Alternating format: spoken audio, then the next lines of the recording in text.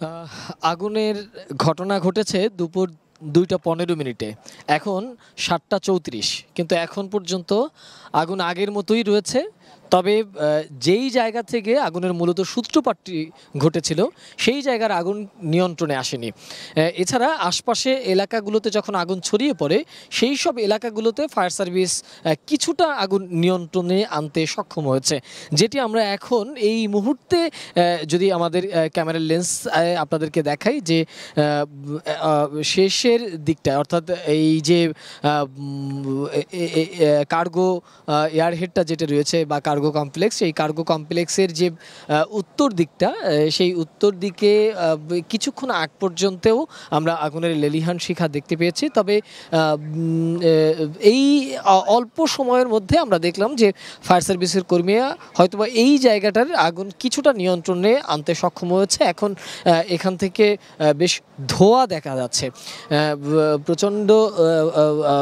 প্রচুর ধোঁয়া বের হচ্ছে এবং সেই ধোঁয়ার কারণেই এখানকার অবস্থায় যেটি বোঝা যাচ্ছে যে এখানের আগুন বেশ কিছুটা, এখানকার যে আগুন সেটি অনেকটা নিয়ন্ত্রণে। তবে যেখানের আগুনটি নিয়ন্ত্রণে আসেনি সেটি হচ্ছে যেখানে আগুনের সূত্রপাতটি ঘটেছিল, অর্থাৎ 1 নম্বর গেটে বা এটি কি বিজিএমই এর মালামাল যেখানে রাখা হতো সেই জায়গাগুলোতে, এবং যেই পর্যন্ত কেমিক্যালের বিভিন্ন মালামাল রাখা হয় সেই মালামালের জায়গাগুলোতে আমরা দেখছি যে এখনও আগুনের যে মাত্রা সেটি যেভাবে যেরকমটা ছিল ঠিক সে একই রকমে আগুনের লেলিহান শিখা রয়েছে।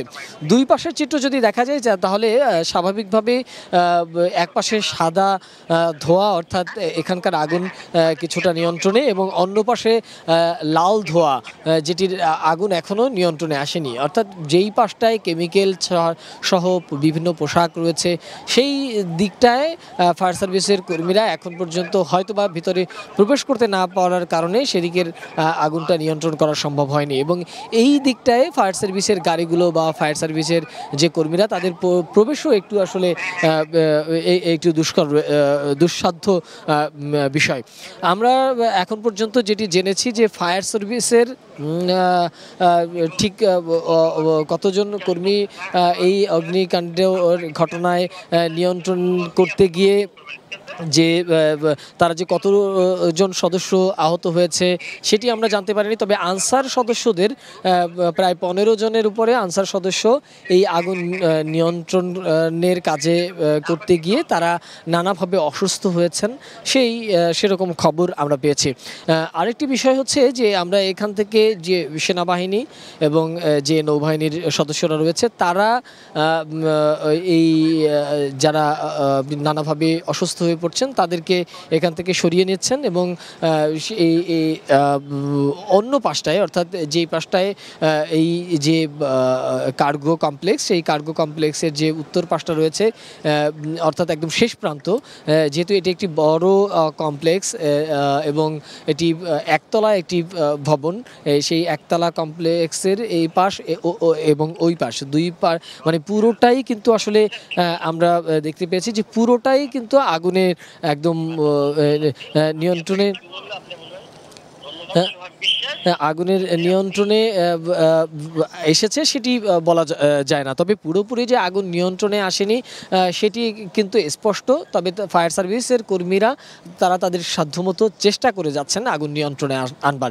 তবে তাদের যে এখন পর্যন্ত পরিকল্পনা ফায়ার সার্ভিসে সেটি আমরা যেটি দেখা যাচ্ছে যে তারা যে কোনো এক প্রান্তে আগুন পুরোপুরিভাবে নিয়ন্ত্রণে আনবার চেষ্টা করছেন, এবং ওই প্রান্ত থেকে তারা আস্তে আস্তে করে, যেহেতু ভেতরের অন্য পাশে কেমিক্যাল রয়েছে, সেই দিকটায় তারা আসলে যাওয়ার চেষ্টা করছেন।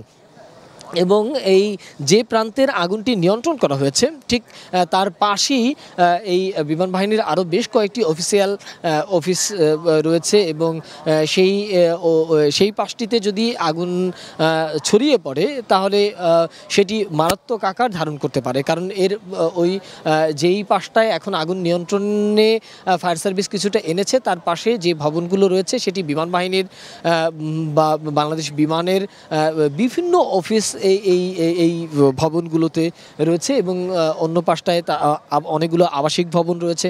সে কারণে এই মুহূর্তে যদি এই পাশের আগুনটা নিয়ন্ত্রণ করা না যায় তাহলে সেই আগুনের মাত্রাটা বেশ বড় আকারে সেটি বড় আকারে ছড়িয়ে যেতে পারে, সেই আশঙ্কা রয়েছে। সেই আশঙ্কা থেকেই কিন্তু আসলে আমরা দেখতে পেয়েছি যে তারা আগে এই যে উত্তর পাশটা রয়েছে সেই উত্তর পাশের আগুন নিয়ন্ত্রণ করবার চেষ্টা করেছে। তবে সেই পাশেরও যে আগুন পুরোপুরি নিয়ন্ত্রণে এসেছে সেটি না। তবে এতক্ষণ পর্যন্ত যেইভাবে আগুনের লেলিহান শিখা আমরা দেখতে পেয়েছি সেটি আসলে কিছুটা নিভৃত হয়েছে। তবে সেটি এখন পর্যন্ত যে দক্ষিণ পাশটা রয়েছে সেই দক্ষিণ পাশটার কিন্তু চিত্র একই রকম রয়েছে।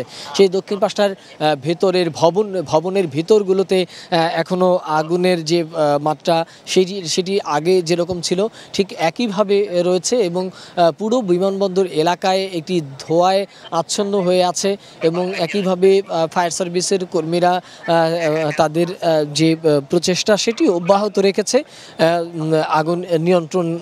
আগুন নিয়ন্ত্রণে আনবার জন্য। কিন্তু সেই জায়গা থেকে কিন্তু এখন পর্যন্ত আমরা যেটি দেখলাম যে কোনোভাবেই আগুন নিয়ন্ত্রণে এসেছে বা নিয়ন্ত্রণে আসছে সেটি বলা খুব মুশকিল।